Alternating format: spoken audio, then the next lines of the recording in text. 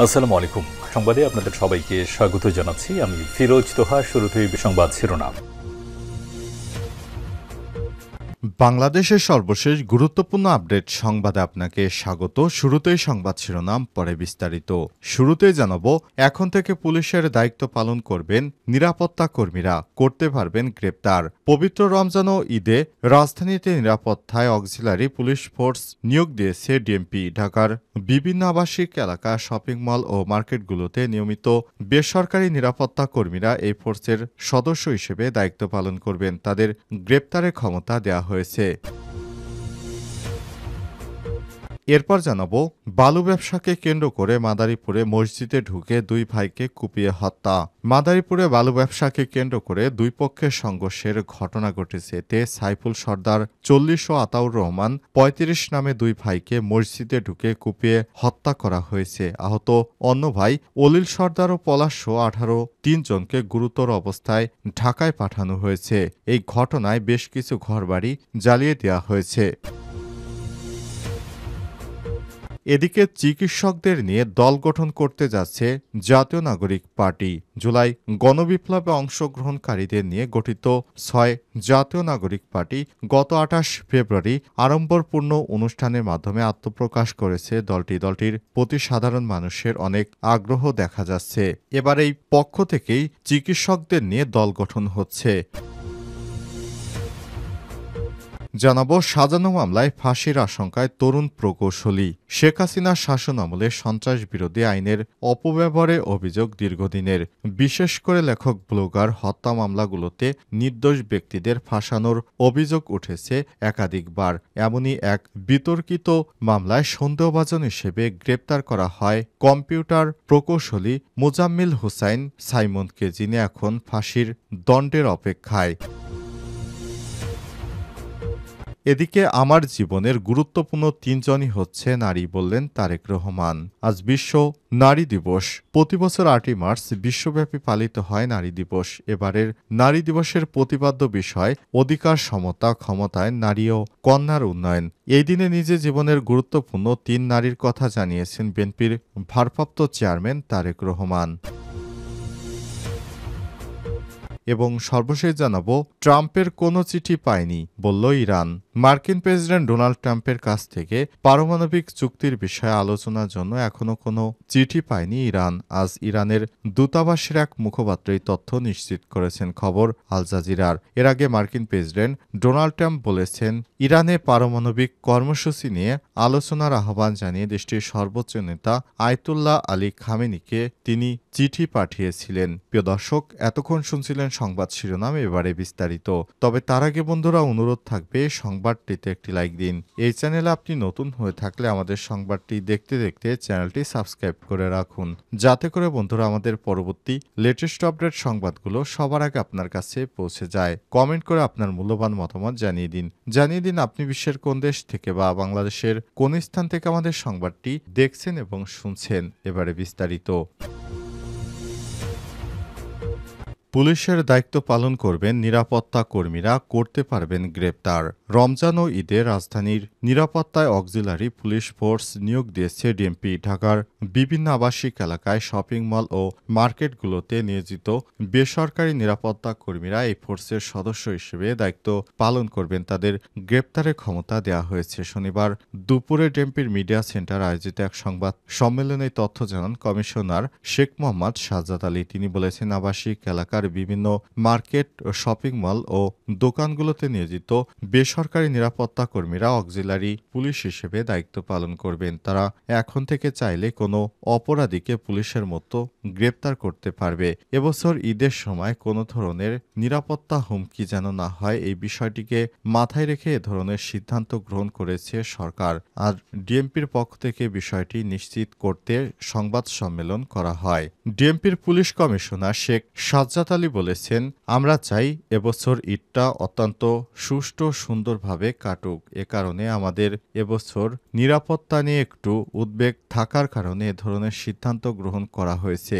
আমরা আলাপ আলোচনার মাধ্যমে এ ধরনের সিদ্ধান্ত নিয়েছি। আশা করছি ঈদের সময় অন্তত আইন শৃঙ্খলা আমরা সঠিকভাবে ঠিক রাখতে পারবো, এমনটা আশাবাদ ব্যক্ত করেছেন ডিএমপির কমিশনার শেখ সাজ্জাদ আলী। বালু ব্যবসাকে কেন্দ্র করে সংঘর্ষ। মাদারীপুরে মসজিদে ঢুকে দুই ভাইকে কুপিয়ে হত্যা। মাদারীপুরে বালু ব্যবসাকে কেন্দ্র করে দুই পক্ষের সংঘর্ষের ঘটনা ঘটেছে। এতে সাইফুল সর্দার ৪০ ও আতাউর সর্দার ৩৫ নামে দুই ভাইকে কুপিয়ে হত্যা করা হয়েছে। আহত অন্য ভাই অলিল সর্দার ও পলাশ সহ ৩ জনকে গুরুতর আহত অবস্থায় ঢাকায় পাঠানো হয়েছে। এই ঘটনায় বেশ কয়েকটি ঘর পুড়িয়ে দেওয়া হয়েছে। শনিবার ৮ই মার্চ দুপুর ১২টার দিকে সদর উপজেলার খোয়াজপুর ইউনিয়নের ৬ নং ওয়ার্ডে এই দুর্ঘটনা ঘটে। এতে বেশ কয়েকটি বাড়িঘর পুড়িয়ে দেওয়া হয়েছে। শনিবার ৮ই মার্চ দুপুর ১২টার দিকে সদর উপজেলার খোয়াজপুর ইউনিয়নের ৬ নং ওয়ার্ডে এই ঘটনা ঘটে। পুলিশ ২ জনকে গ্রেপ্তার করেছে। নিহতরা ওই এলাকার আজিবর সর্দারের ছেলে। পুলিশ ও স্থানীয় সূত্র থেকে জানা গেছে, ইউনিয়নের খোয়াজপুর এলাকায় ৬ নং ওয়ার্ডের বালু ব্যবসাকে কেন্দ্র করে স্থানীয় শাহজাহান ও মতিন মোল্লার সঙ্গে একই এলাকার সাইফুলের দ্বন্দ্ব চলে আসছিল। এর জের ধরে শনিবার ১০টার দিকে শাহজাহানের লোকজন আতাউরের বাড়িতে হামলা করে। এতে আতাউরের লোকজন বাধা দিলে সংঘর্ষ শুরু হয়। এক পর্যায়ে সাইফুল ও আতাউর মসজিদে আশ্রয় নেয়। সেখানে তাদের কুপিয়ে হত্যা করা হয়। এছাড়াও আরেক ভাই অলিল, স্থানীয় পলাশ সহ ৩ জনকে গুরুতর আহত করা হয়েছে। আহতদের উদ্ধার করে প্রথমে মাদারীপুর ২৫০ শয্যা বিশিষ্ট জেলা হাসপাতালে ভর্তি করানো হয়। পরে উন্নত চিকিৎসার জন্য তাদের ঢাকা মেডিকেল কলেজ হাসপাতালে পাঠানো হয়েছে। এ সময় আতাউর ও তার আত্মীয়দের প্রায় ৭ থেকে ৮টি ঘরে আগুন দেওয়া হয়। খবর পেয়ে পুলিশ ও সেনাবাহিনী গিয়ে পরিস্থিতি নিয়ন্ত্রণে আনে। এই ঘটনার সঙ্গে জড়িত ২ জনকে গ্রেপ্তার করা হয়েছে। এলাকায় উত্তেজনা বিরাজ করায় অতিরিক্ত পুলিশ মোতায়েন করা হয়েছে। মাদারীপুরের অতিরিক্ত পুলিশ সুপার চাতক চাকমা বলেছেন, বালুর ব্যবসাকে কেন্দ্র করে দুই গ্রুপের সংঘর্ষে দুই ভাই নিহত হয়েছে। এই ঘটনার সঙ্গে জড়িত ২ জনকে আটক করা হয়েছে। এলাকায় উত্তেজনা থাকায় অতিরিক্ত পুলিশ মোতায়েন করা হয়েছে। এবার চিকিৎসকদের নিয়ে দল গঠন করতে যাচ্ছে জাতীয় নাগরিক পার্টি।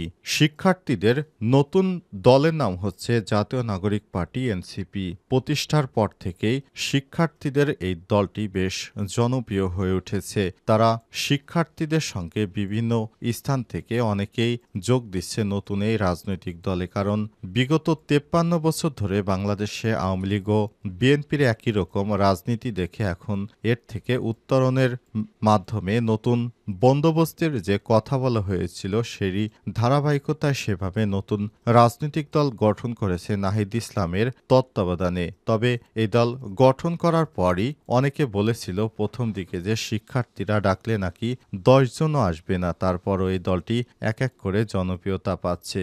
অবশেষে শিক্ষার্থীদের এই দলে ডক্টররা যোগ দেওয়ার মাধ্যমে জাতীয় নাগরিক পার্টিতে নতুন করে দল গঠনের একটি সিদ্ধান্ত গৃহীত হয়েছে। চিকিৎসকদের নিয়ে দল গঠন করতে যাচ্ছে তাই জাতীয় নাগরিক পার্টি।